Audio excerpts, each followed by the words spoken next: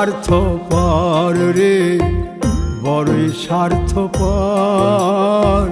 বুকের মাঝে জায়গা দিলে যতন কইরা ভাঙ্গে রে অন্তর।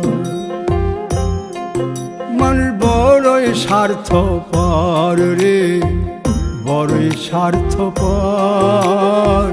বুকের মাঝে জায়গা দিলে যতন কইরা ভাঙ্গে রে অন্তর।